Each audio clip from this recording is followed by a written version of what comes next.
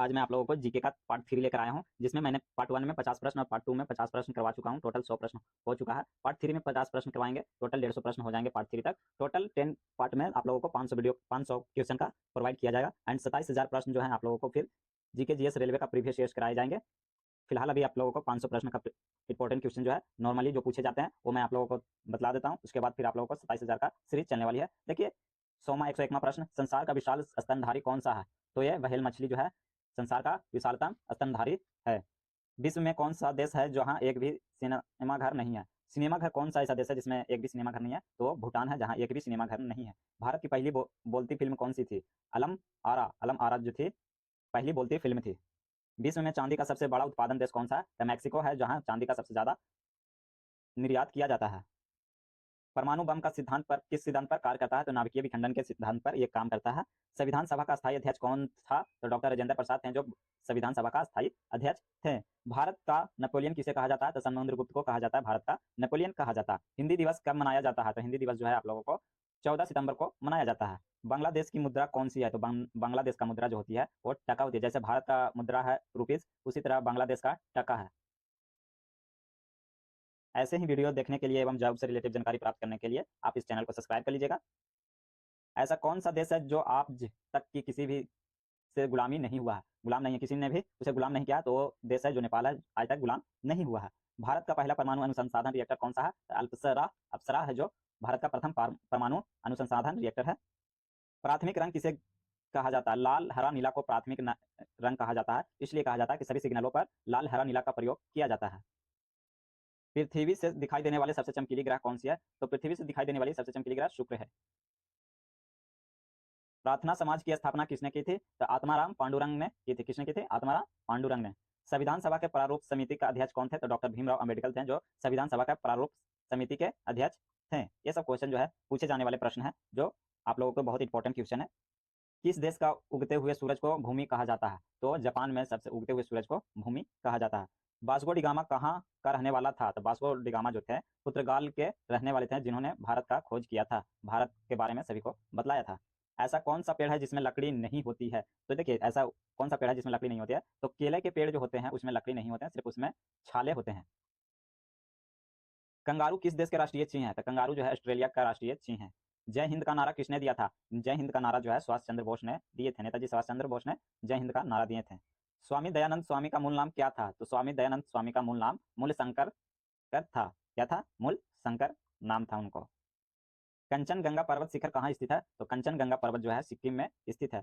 किस जानवर को रेगिस्तान का जहाज कहा जाता है? तो रेगिस्तान में चलने वाली जहाज जो होती है जानवर में, वो ऊंट को कहा जाता है, क्योंकि वो रेगिस्तान में तेजी से चल पाता है।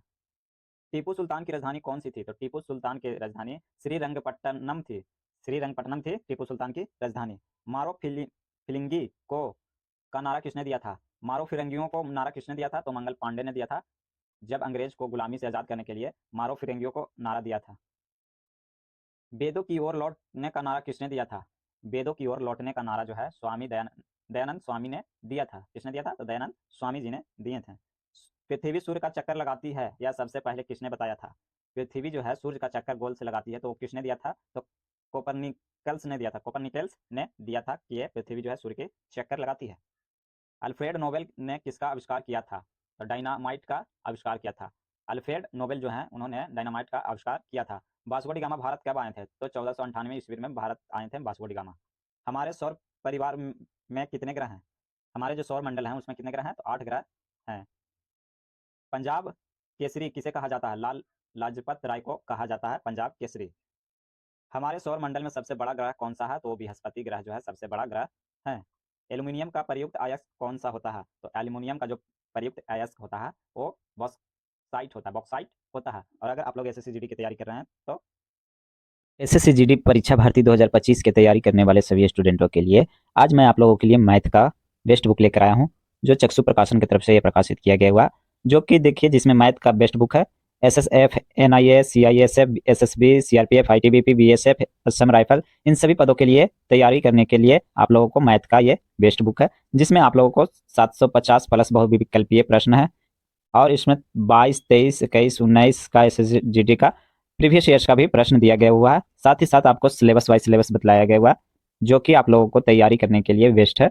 देखिए सिलेबस जो है मैथ का है, तो इसमें सारा मैथ का जो भी चैप्टर से प्रश्न पूछे जाते हैं वो सारी डिटेल्स दिया गया हुआ है, जैसे संख्या पद्धति, एलसीएम, एचसीएफ, दशमलव, सरलीकरण, औसत, अनुपात से अनुपात, प्रतिशत, लाभ एवं हानि, प्रॉफिट एंड लॉस, सभी विषयों के बारे में डिटेल से दिया गया हुआ है। साथ ही साथ सोल्व भी देखिए आप लोगों को थ्योरी के साथ बताया गया हुआ है, जैसे सम संख्या, तो सम संख्या के बारे में पूरा डिटेल्स बताया गया हुआ है, उदाहरण के साथ बताया गया हुआ है। साथ ही साथ आप लोगों को देखिए सॉलिड प्रश्न भी दिए गए हैं इसमें। देखिए आप लोगों को जैसे प्रीवियस ईयर्स में आए गए हुए प्रश्न को भी लिया गया हुआ, 2024, 2022, 23 सभी का लिया हुआ प्रश्न है इसमें, देखिए आप लोगों को दिया गया हुआ। साथ ही साथ इसका शॉर्ट आंसर भी जारी किया गया हुआ है और आप लोगों को लॉन्ग आंसर भी जारी कर दिया गया हुआ है। इसमें लॉन्ग आंसर में देखिए आप लोगों को डिटेल्स बताया गया हुआ है कि आप कैसे सॉल्व कर सकते हैं क्वेश्चन आंसर का। साथ ही साथ आपको एक कॉम बुक भी मिल जाएगा। देखिए कॉम बुक में आप लोग स्पेशलिस्ट चाहें तो रीजनिंग का भी परचेस कर सकते हैं, रीजनिंग में भी दिया गया हुआ है, मैथ स्पेशलिस्ट दिया गया हुआ है। साथ ही साथ आप लोगों को समान ज्ञान भी दिया गया हुआ है, हिंदी का जो 100 नंबर का में हिंदी का भी प्रश्न आता है, 80 क्वेश्चन अब तो हो गया है। साथ ही साथ आप लोगों को जीके जीएस का भी बेस्ट बुक है, हिंदी का है, रीजनिंग एंड मैथ सभी का है, कॉम बुक है।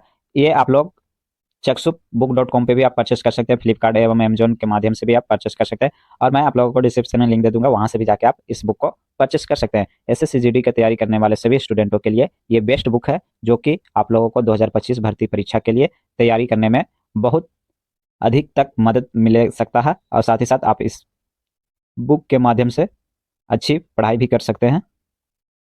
ये बुक जो है आप लोगों को चक्षुबुक.com पर भी परचेस कर सकते हैं। रिजर्व बैंक ऑफ इंडिया का मुख्यालय कहाँ स्थित है? रिजर्व बैंक ऑफ इंडिया का आरबीआई का मुख्यालय मुंबई में स्थित है।